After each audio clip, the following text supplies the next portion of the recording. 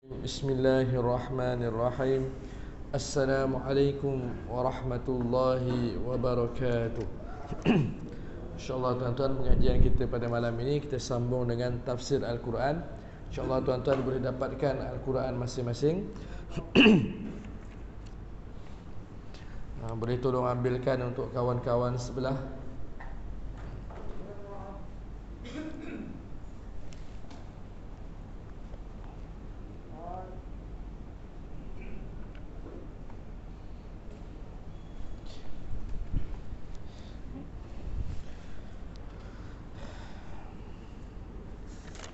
Kita akan sambung pada surah Al-Baqarah ayat yang ke-57.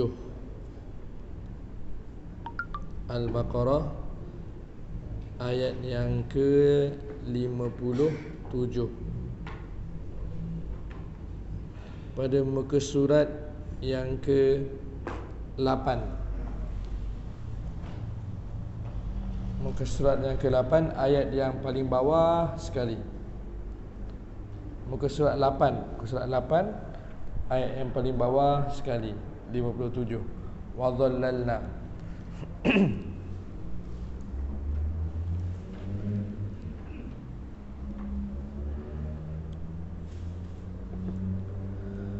Al-Fatihah. A'udzu billahi minasy syaithanir rajim. Bismillahirrahmanirrahim. Alhamdulillahi Rabbil Alamin. Ar-Rahmanir Rahim. Maliki Yawmiddin. Iyyaka na'budu wa iyyaka nasta'in. Ihdinas siratal mustaqim. Siratal ladzina an'amta 'alaihim ghairil maghdubi 'alaihim waladdallin.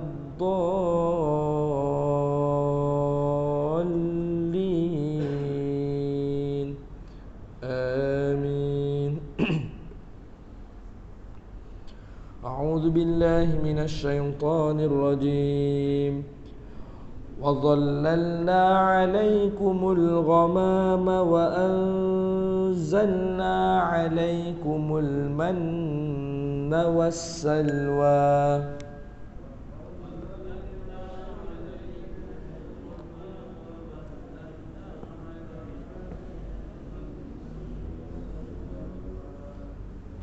Jumpa tuan-tuan okey.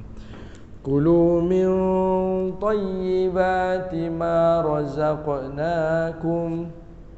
Kulu min tayyibati ma razaqnakum. Wa ma zalamuna walakin kanu anfusahum yadhlimun.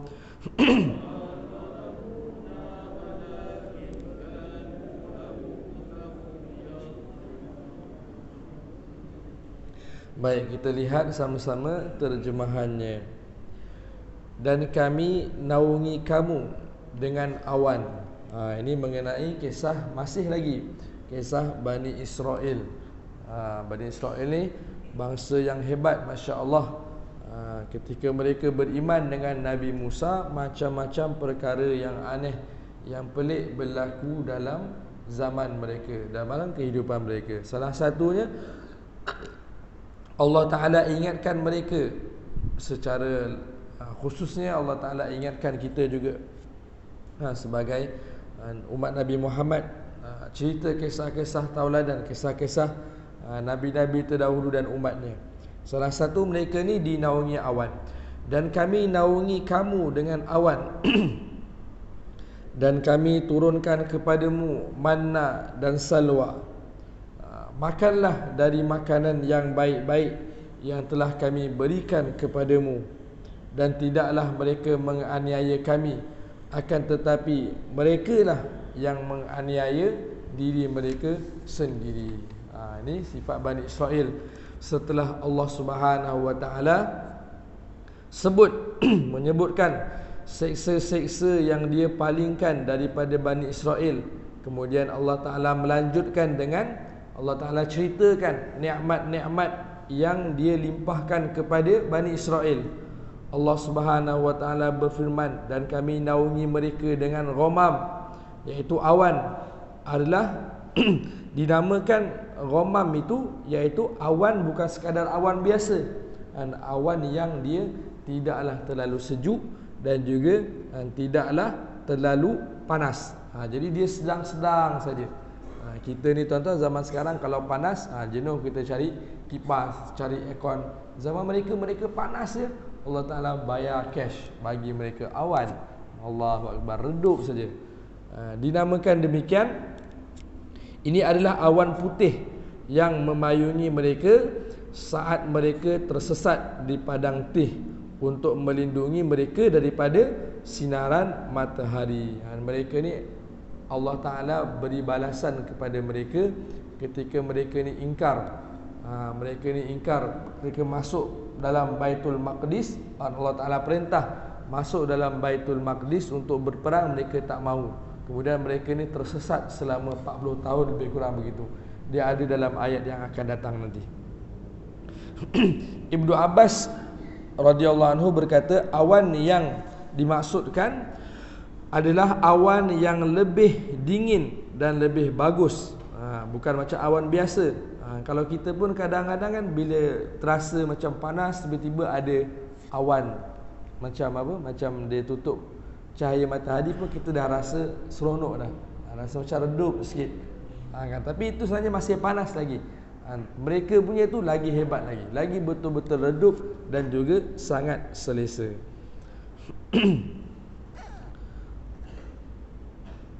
Kemudian mereka ini berkata kepada Musa alaihissalam, Bani Israel, wahai Musa, bagaimana kita ni nak hidup di sini? Bagaimana nak hidup di sini? Maksudnya mereka di padang tih itu macam dah bosan. Mereka bertanya pada Musa, bagaimana kita hidup di sini? Mana ada makanan? Maka Allah Ta'ala turunkan pula manna dan salwa. Allahu Akbar. Manna ni berupa macam manisan madu begitu, dan juga salwa itu adalah berupa seperti burung puyuh. Begitulah salah satu nikmat yang Allah Ta'ala berikan kepada Bani Israel. Okey, faham ya ayat tadi? Wa dhallalna alaikumul ghamam. Allah Ta'ala bagi mereka awan. Wa anzalna alaikumul manna wassalwa. Dan makanlah daripada perkara-perkara yang baik. Baik, kita pergi ke ayat yang seterusnya, 58. Maka surat yang seterusnya sebelah. Wa idh qulna adkhulu hadhil qaryata faqulu minha haitsu syi'tum ragadan wadkhulul bab. Wa idh qulna adkhulu hadhil qaryata faqulu minha haitsu syi'tum ragadan wadkhulul bab. Contoh semangat je tuan-tuan. Semangat sikit وَادْخُلُوا الْبَابَ سُجَّدًا وَقُولُوا حِطَّةٌ نَغْفِرْ لَكُمْ خَطَايَاكُمْ وَادْخُلُوا الْبَابَ سُجَّدًا حِطَّةٌ نَغْفِرْ لَكُمْ خَطَايَاكُمْ وَسَنَزِيدُ الْمُحْسِنِينَ.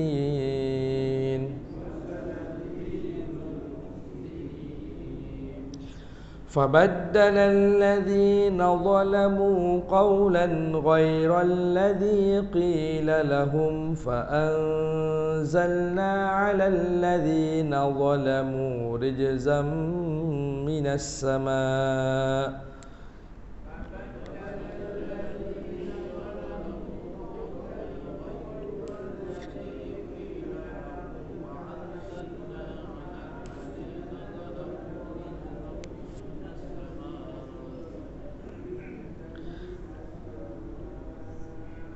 رجزا من السماء بما كانوا يفسقون.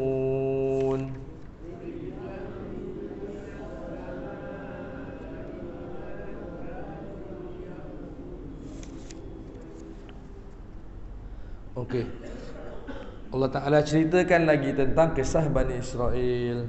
Kita lihat ayat yang ke-58 terjemahannya. Dan ingatlah ketika kami berfirman, masuklah kamu ke negeri ini, iaitu Baitul Maqdis, dan makanlah dari hasil buminya yang banyak lagi enak di mana kamu sukai, dan masukilah pintu gerbangnya sambil bersujud, dan katakanlah, bebaskanlah kami dari dosa, nescaya kami ampuni kesalahan-kesalahanmu, dan kelak kami akan menambah pemberian kami kepada orang-orang yang berbuat baik. Ayat 59 seterusnya. Lalu orang-orang yang zalim mengganti perintah Allah dengan mengerjakan yang tidak diperintahkan kepada mereka.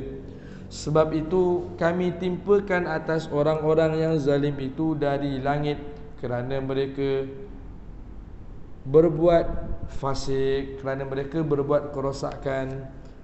Jadi ketika mereka ni masuk ke Baitul Maqdis, bila dah sampai perintah untuk masuk tawan Baitul Maqdis, masa tu Baitul Maqdis ada orang lain yang duduk, ada raja dan rakyat yang lain yang duduk. Jadi Bani Israel ni diperintahkan untuk masuk dan berperang untuk dapat lawan balik Baitul Maqdis, dapat tawan Baitul Maqdis. Ketika masuk itu, Allah Ta'ala berfirman pada mereka, Allah Ta'ala bagi tahu Nabi Musa, mereka masuk tu dalam keadaan kena sebut bahasa mereka tu hittah begitu. Waqulu hittatun naghfir lakum. Bahasa mereka tu seperti hittah. Maksudnya masuk dalam keadaan, ya Allah berzikir, ampunkanlah dosa kami, ya Allah ampunkanlah dosa kami. Dan masuk dalam ni disebut dalam keadaan bersujud. Tapi bukanlah sujud betul-betul tu. Tapi masuk dalam keadaan tunduk dan minta ampun dengan Allah Subhanahu wa taala.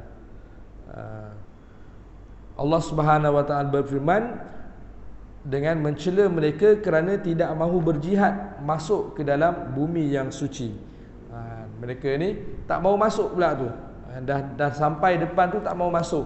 Allah Ta'ala marah, iaitu ketika mereka datang dari Mesir menemani Musa, lalu mereka diperintahkan untuk masuk ke Baitul Maqdis, ke bumi yang suci, warisan ayah nenek ayah mereka, Israel, dan untuk memerangi orang-orang kafir yang berkuasa di sana. Namun mereka tidak mahu nak berperang. Mereka lemah dan merasa belum berperang lagi dah rasa kalah. Maka Allah Ta'ala hempaskan mereka di padang Tih sebagai hukuman mereka. Itu salah satunya. Kenapa mereka ni tak mahu nak masuk? Mereka ni sebenarnya pengecut. Kan? Mereka ni pengecut. Dia suruh Nabi Musa dengan Tuhannya yang masuk. Kan? Mereka ni tak mahu nak masuk. Wadkhulul baba sujjada. Masuklah dalam keadaan sujud. Ibnu Abbas berkata tentang firman Allah, sujud itu maksudnya rukuk yang kecil, maksudnya bukanlah sujud yang sebenar-benar sujud. Kemudian kita lihat apa yang dikomentar oleh Imam Ibnu Katsir mengenai ayat ini. Maksudnya mereka tak mau masuk, maka Allah Ta'ala beri balasan kepada mereka. Selepas itu mereka sesat di padang Tih selama 40 tahun itulah. Ketika 40 tahun itulah, dalam keadaan 40 tahun itu macam-macam nikmat juga Allah Ta'ala bagi. Salah satunya manna wa salwa. Kemudian mereka dapat naungan awan. Mereka tu sesat, tak jumpa jalan. Dari apa yang disebutkan oleh para ahli-ahli tafsir dan apa yang ditunjukkan dalam hadis, bahawa mereka mengganti perintah Allah kepada mereka untuk tunduk dengan kata-kata perbuatan. Mereka diperintahkan masuk dengan sujud, tetapi mereka diseteru masuk. Mereka ni tuan-tuan punyalah teruk perangai, dia mengejek-ngejek Nabi Musa pula. Patutnya mereka ni masuk tunduk. Tunduk dekat pintu Baitul Maqdis, tunduk dalam keadaan berkata, ya Allah ampunilah dosa kami. Para tafsir ni beritahu mereka ni menukar ataupun mengejek-ngejek Nabi Musa. Macam mana mereka masuk? Mereka masuk tunduk juga, tapi undur ke belakang, buntut masuk dulu. Bayangkan tuan-tuan, punya mereka ni degilnya diorang ni kan, bermain-main pula dengan Nabi Musa. Suruh masuk tunduk begini, mereka tunduk juga masuk, tapi undur ke belakang, buntut masuk dulu. Allahu Akbar. Macam budak sekolah perangai. Begitulah yang disebutkan dalam tafsir ini. Okey. Kita pergi ayat yang ke seterusnya. Faham ya ayat tadi ya? Kita dah baca terjemahan dia dan kemudian kita dah tengok sedikit apa tafsirnya. Baik, ayat seterusnya ayat yang ke berapa tadi? 60. Betul? Wa idh istasqa Musa liqaumihi faqulna idrib bi'asakal hajar.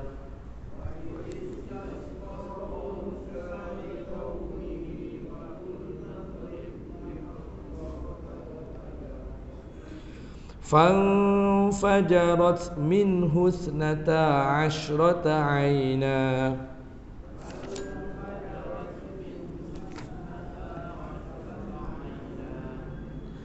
قد علم كل أناس مشربهم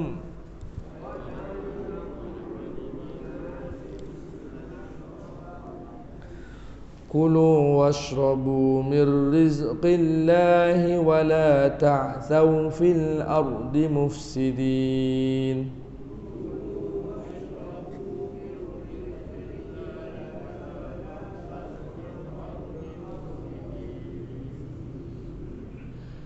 Kita lihat terjemahannya. Dan ingatlah ketika Musa memohon air untuk kaumnya, lalu kami berfirman, pukullah batu itu dengan tongkatmu, lalu memancarlah daripadanya 12 mata air. Sungguh tiap-tiap suku telah mengetahui tempat minumnya masing-masing. Makan dan minumlah rezeki yang diberikan oleh Allah, dan janganlah kamu berkeliaran di muka bumi dengan berbuat kerosakan. Ketika mereka sesat di padang Tih, manna wasalwa, makanan pun dah ada, burung puyuh manisan pun dah ada, susu pun dah ada. Mereka rasa nak air pula. Nak air.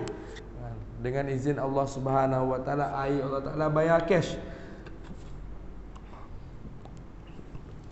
Sebagaimana dalam ayat ni, Nabi Musa ketuk aja apa? Batu, keluar air. Bayang, kita nak dapat air macam mana tuan-tuan? Kena bayar dengan syabas. Kan? Kena beli mesin kowe. Kena beli mesin macam-macam. Kan? Zaman mereka, Allah Ta'ala beri nikmat pada mereka. Suruh je Musa ketuk aja batu, terpancar paip. Seolah-olah macam paip lah. Saluran air dalam ni sebut 12 pancaran air. Dan setiap mereka tahu dekat mana mereka kena ambil. Maksudnya ada 12 lorong, 12 paip. Bahasa mudah sekarang ni ada 12 paip lah. Untuk 12 suku. Bani Israel itu banyak suku juga. Macam kita lah, ada 12 paip tu. Paip pertama untuk orang Jawa, contoh. Kan? Paip kedua untuk orang Banjar. Paip ketiga untuk orang Kubu, untuk orang Minang, untuk orang Boyan, ataupun untuk orang Kedah, Penang, Sabah, Sarawak, begitulah. Setiap tu ada dia punya puak-puak mereka. Ada mereka punya suku-suku. Cash Allah Ta'ala bagi, masya-Allah, Bani Israel, kan? Allah Ta'ala berfirman, dan ingatlah nikmatku yang aku berikan kepada kalian saat aku menjawab permohonan Musa dikala ia meminta minum kepadaku. Dan kalian, aku pun memudahkan air bagi kalian. Aku mengeluarkannya dari sebuah batu yang dibawa bersama kalian. Lalu aku pancarkan dari batu itu 12 pancaran air. Itu satu lagi kelebihan Bani Israel. Ni semua cerita pasal Bani Israel lagi. Kita pun tak dapat, tuan-tuan. Allahu Akbar. Bani Israel dulu. Baik, kita pergi ke ayat yang ke 61. Ayat 61 ni pelik pula Bani Israel ni. Dah dapat makanan yang hebat-hebat, minta pula nak lagi yang lain pula. Kita baca sama-sama. Wa idh qultum ya Musa lan nasbiru ala ta'amin wahidin fad'u lana rabbaka yukhrij lana mimma tunbitul ardh.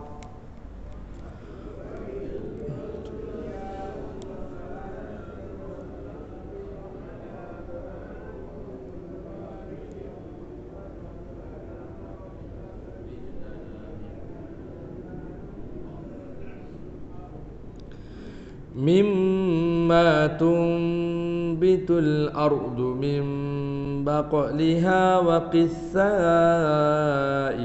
وفومها وعدسها وبصلها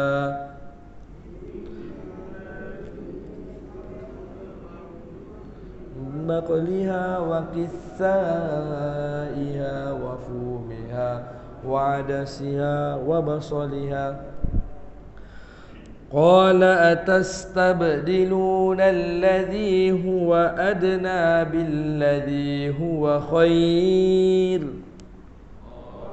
أتستبدلون الذي هو أدنى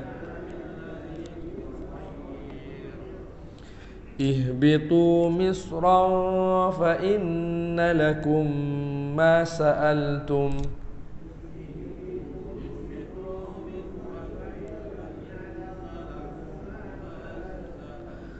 وضربت عليهم الذلة والمسكنة وباءوا بغضب من الله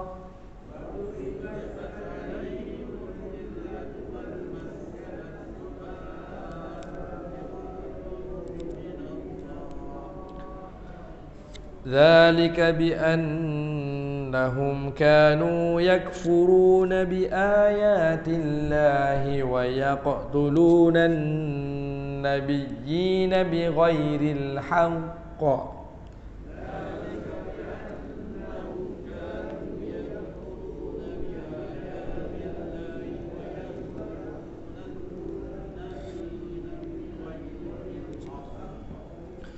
ذلك بما عصوا وكانوا يعتدون.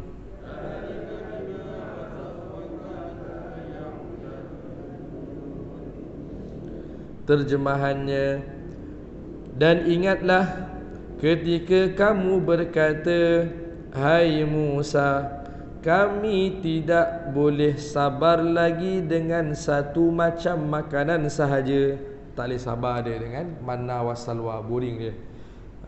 Sebab itu wahai Musa, mohonkanlah untuk kami kepada Rabbmu, Tuhanmu, agar dia mengeluarkan bagi kami dari apa yang ditumbuhkan dari bumi, iaitu sayur-sayurannya. Dia nak sayur juga tuan-tuan. Allah Ta'ala sebut mimma tubitulah mimba keliha, daripada sayur-sayurnya. Kemudian timunnya, dia nak timun, bawang putihnya, kacang, dal dan juga bawang merah. Mereka nak satu-satu. Mereka teringin nak apa? Nak kuah dal pula, kan? Nak rasa pula ulam timun, nak timun Jepun pula. Padahal dah sedap-sedap dah Allah Ta'ala bagi cash. Tak payah dah nak buat cucuk tanam, tak payah dah nak cari lain dah. Nak pula timun. Allahu Akbar, kan? Musa berkata,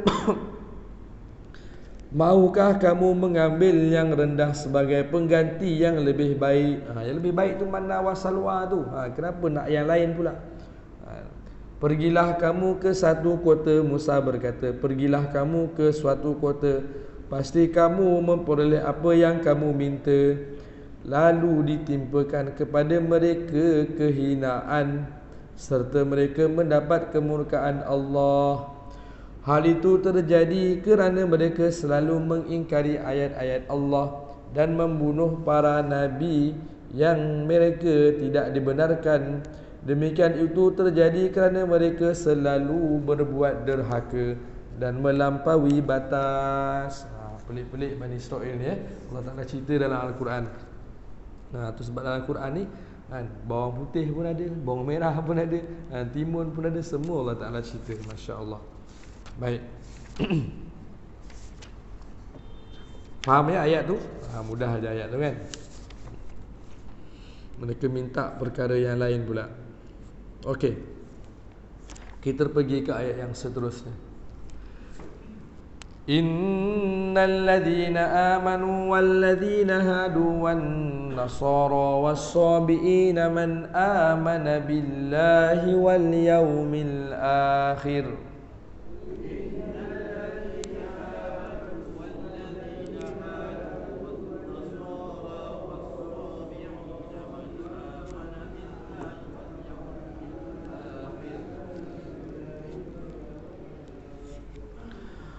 واليوم الآخر وعمل صالحا فلهم أجرهم عند ربهم ولا خوف عليهم ولا هم يحزنون.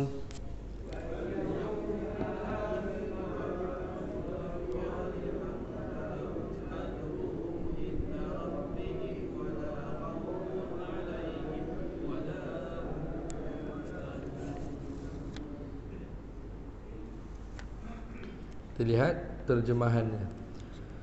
Sesungguhnya orang-orang yang beriman, innalladzina amanu, sesungguhnya orang-orang yang beriman, orang-orang Yahudi, orang-orang Nasrani dan orang-orang Sabi'in. Sabi'in apa tuan-tuan? Apa? Agama Majusi. Agama Majusi. Majusi ni kalau yang kita faham sekarang ni, mereka sembah api. Mereka ni ada di pinggir-pinggir Iraq sikit, kan, negara Athens, Greece, kan. Orang-orang Sabi'in, siapa saja di antara mereka yang benar-benar beriman kepada Allah dan juga beramal soleh, mereka akan menerima pahala daripada Rabb mereka. Tidak ada kekhawatiran kepada mereka dan tidak pula mereka bersedih. Orang yang beriman daripada umat Nabi Muhammad ataupun orang Yahudi Nasara zaman dahulu. Orang Yahudi agamanya bersama Nabi Musa, Nabi Harun, dengan macam-macam nabi yang kitab Taurat, kitab Injil. Sekiranya mereka ini beriman pada nabi-nabi mereka, mereka juga akan berjaya di dunia dan di akhirat. Tetapi ayat ini turun berkenaan dengan kawan-kawan sahabat Nabi. Ada sahabat Nabi yang namanya Salman Al-Farsi. Ayat ini turun mengenai kisah ini. Ketika ayat ini turun berkenaan dengan kawan-kawan Salman Al-Farsi. Ketika ia sampaikan kepada Nabi Muhammad sallallahu alaihi wasallam, ia sebutkan perihal kawan-kawannya itu dan berita tentang mereka. Ia berkata, mereka juga puasa, solat, beriman kepada engkau. Mereka bersaksi bahawa engkau diutus sebagai Nabi. Setelah selesai Salman memuji mereka, Nabi SAW berkata, hai Salman, mereka itu semua termasuk penghuni neraka. Salman pun merasa keberatan dengan hal itu. Maka Allah Subhanahu Wa Taala menurunkan ayat ini. Maksudnya, jadi bentuk keimanan orang Yahudi adalah barang siapa yang berpegang teguh pada kitab Taurat dan ajaran Musa, maka imannya diterima sehingga sampai Nabi Isa datang. Bila Nabi Isa datang, maknanya orang Yahudi dah tak diterima dah imannya. Kena beriman dengan Nabi Isa punya kitab pula, Injil. Ketika Nabi Isa telah datang, maka orang-orang yang berpegang teguh dengan kitab Taurat dan juga ajaran Musa dan Isa yang tidak mahu meninggalkan, maka dia termasuk kafir kalau dia tak nak beriman dengan Nabi Isa. Sedangkan keimanan orang Nasrani adalah barang siapa yang berpegang teguh pada kitab Injil dan ajaran Nabi Isa, bererti ia adalah orang yang beriman. Keimanannya diterima sampai sebelum Nabi Muhammad datang. Bila Nabi Muhammad datang, semua kena beriman dengan Nabi Muhammad. Begitulah maksudnya tadi. Orang-orang yang beriman itu bukannya orang umat Nabi Muhammad je, umat Nabi Isa, umat Nabi Musa, orang yang amalkan kitab Taurat, amalkan Injil, mereka juga boleh masuk syurga beriman dengan agama mereka sampai sebelum datang kenabian yang seterusnya. Okey, faham kita pergi ke ayat yang seterusnya. Ayat yang ke-63. Wa id akhadna mitsaqakum wa rafa'na fawqakumut tura khudhu ma atainakum biquwwatin wadhkuru.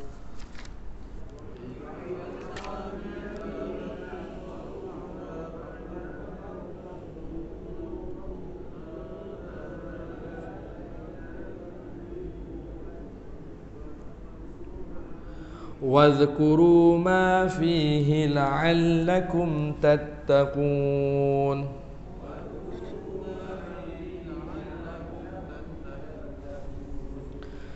ثم توليتم من بعد ذلك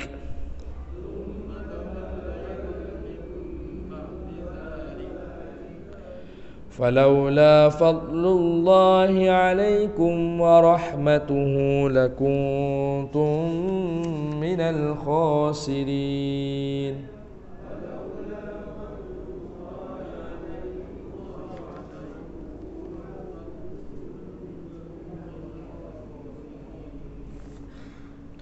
Ayat yang ke-63, dan ingatlah ketika kami mengambil janji dari kamu dan kami angkatkan gunung Tursina di atasmu seraya kami berfirman, peganglah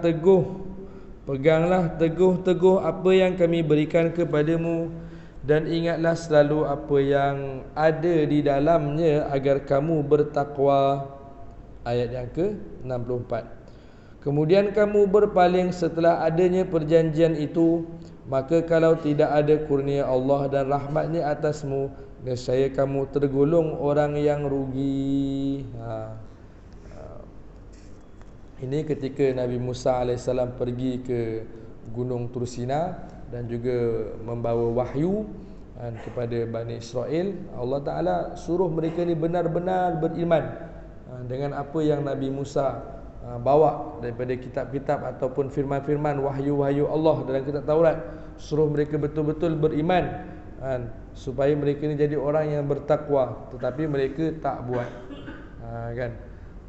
Macam-macam perintah yang Allah Ta'ala berikan. Salah satunya perintah yang Allah Ta'ala berikan kepada mereka, mereka langgar. Apa dia? Kita tengok ayat yang seterusnya ni, ayat yang ke-65. Salah satu larangan yang masyhur. Okey, kita baca ayat yang ke-65 dulu. Faham ayat tadi tu Allah Ta'ala suruh mereka ni berpegang teguh betul-betul, beriman betul-betul. Jangan berpaling. Kalau kamu berpaling, kamu termasuk orang yang rugi. Okey, kita pergi ke ayat yang ke-65.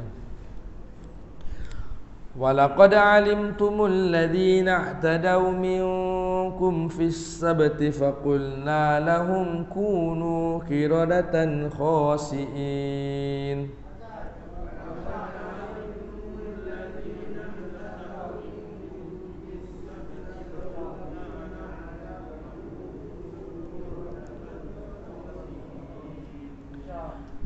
فجعلناها نكالا لما بين يديها وما خلفها وموعظة للمتقين.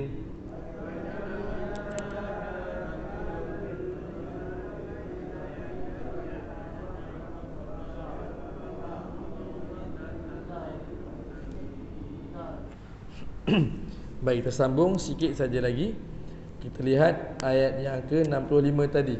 Salah satu perintah Allah yang mereka langgar, apa dia? Dan sesungguhnya, ayat yang ke-65, dan sesungguhnya telah kami ketahui orang-orang yang melanggar di antaramu pada hari Sabtu. Lalu kami berfirman kepada mereka, jadilah kamu kera yang hina. Ayat yang ke-66. Maka kami jadikan orang yang demikian itu peringatan bagi orang-orang di masa itu dan bagi mereka yang datang kemudian, serta menjadi pelajaran bagi orang-orang yang bertakwa. Jadi dalam untuk bangsa Yahudi ni, Bani Israel ketika itu, hari Sabtu adalah hari mulia bagi mereka. Kalau kita hari Jumaat, mereka hari Sabtu. Dan hari Sabtu ni Allah Ta'ala larang bagi mereka ni untuk tangkap ikan. Tangkap ikan tak boleh, memburu tak boleh, berperang tak boleh hari Sabtu. Kan? Tapi mereka ni degil. Sebab apa tuan-tuan? Allah Ta'ala uji juga mereka ni. Mereka ni kalau hari Jumaat, hari Khamis pergi mancing, ikan tak besar. Ikan dapat kecil-kecil aja. Tapi hari Sabtu, waktu hari dilarang mancing tu, mereka datang dekat sungai, nampak ada ikan besar-besar. Geramlah mereka. Geram mereka. Tapi Allah Ta'ala larang. Hari Sabtu jangan mancing. Ikan pun pandai. Hari Sabtu pun dia tak keluar yang besar-besar. Kan? Maka mereka buat tipu muslihat dengan Allah Subhanahu Wa Ta'ala. Allah Ta'ala larang mereka ni mancing hari Sabtu, menjala ikan hari Sabtu, letak jaring hari Sabtu. Maksudnya Allah Ta'ala laranglah tangkap ikan. Mereka buat tipu muslihat macam mana? Imam Ibn Kathir ceritakan dalam sini, saya ringkaskan saja. Hari Jumaat sebelum hari Sabtu tu diorang dah letak jaring siap-siap dah. Kan? Hari Jumaat letak jaring siap-siap. Jadi jaring tu diletak aja. Daripada Jumaat, hari Sabtu pun diorang tengok je jaring tu, diorang tak tangkap pun. Tapi terperangkaplah ikan besar-besar tu terperangkap. Dia terhitung juga menangkap hari Sabtu. Sebab dia letak jaring walaupun letak hari Jumaat. Maknanya dia psikologi sikit lah kan. Dia cerdik sikit. Lepas tu dia tak tangkap hari Sabtu. Dia tak ambil ikan yang sangkut dekat jaring tu hari Sabtu, dia ambil hari Ahad. Allah, dia buat tipu muslihat dengan Allah Ta'ala. Maka Allah Ta'ala pun marah. Allah Ta'ala mereka buat tu macam mirip-mirip benda yang betul, tapi salah juga. Maka Allah Ta'ala ubah wajah mereka jadi apa? Qiradatan khasiin, kera yang hina. Sebab apa Allah Ta'ala ubah? Sebab mereka ni tipu muslihat sikit-sikit kan. Maka Allah Ta'ala ubah sikit-sikit muka mereka jadi kera. Kan monyet kera kan muka dah macam manusia sikit-sikit. Allah Ta'ala ubah. Jadi apa jadi pada mereka tuan-tuan? Jadi ketika hari Sabtu, ketika hari Sabtu orang semua sibuk datang ke church, beribadah hari itu. Datang solat Jumaat macam kita kan. Lepas tu tengok, macam berkurang pula dekat masjid ni. Kalau diorang mungkin panggil tempat ibadah mereka lah, macam kurang pula orang dekat church ni kan. Mana pergi yang lain ni kan? Ni yang tangkap ikan semalam ni tak ada ni. Kan. Seronok ada orang tangkap ikan, dapat ikan besar-besar. Makan kat rumah lah tu. Kan. Tengah buat kenduri lah. Jadi dalam tafsir ni Ibnu Abbas melanjutkan ceritanya. Dia kata, jadi orang-orang ni semua tengok kawan-kawan dia tak ada. Dia orang pun cek, pergi ke rumah. Tengok rumahnya semua pintu kunci. Semua pintu kunci daripada dalam. Maka ada yang ketuk-ketuk, ada yang buka. Rupanya mereka masuk ke rumah. Dan sesungguhnya orang-orang melihat keadaan mereka, seseorang yang dikenalnya telah berubah bentuk mereka menjadi kera. Para wanitanya menjadi kera betina, para lelakinya jadi kera jantan, dan anak-anaknya menjadi kera-kera kecil. Mereka lihat. Itulah mereka Allah Ta'ala balas azab mereka. Bayangkan tuan-tuan, kita ada kawan selalu datang masjid, tiba-tiba balik-balik rumah tengok muka jadi kera dah. Kan? Terkejut kawan-kawan tengok. Bukan dia saja, bini dia tak bersalah pun. Yang tak pergi tangkap ikan, anak kecil-kecil dia yang tak pergi tangkap ikan pun, semuanya Allah Ta'ala ubah mukanya jadi kera. Macam cerita dongeng tuan-tuan. Inilah Allah Ta'ala cerita, kunu qiradatan khasiin. Jadilah wajah-wajah mereka menjadi kera yang hina. Dulu kita biasa dengar cerita orang berubah wajah ni dekat mana tuan-tuan? 20 tahun dulu selalu kita baca buku Mastika kan. Kita baca buku Mastika, ada orang berubah jadi babi lah. Dulu kan, Allah Akbar. Tak tahulah betul ke tidak. Kan? Seronok je kita baca. Allah Akbar. Boleh tuan-tuan ya? Faham sikit sebanyak Kita sambung dalam pertemuan yang akan datang pula, ayat yang ke-67. Mudah-mudahan apa yang kita pelajari, apa yang kita dengar ni adalah manfaatnya. Sama-sama kita tutup majlis kita dengan bacaan tasbih kafarah. Subhanakallahumma wa bihamdika asyhadu an la ilaha illa anta astaghfiruka wa atubu ilaik. Wabillahi taufiq hidayah. Wassalamualaikum warahmatullahi wabarakatuh. Taqabbalallahu minkum minna.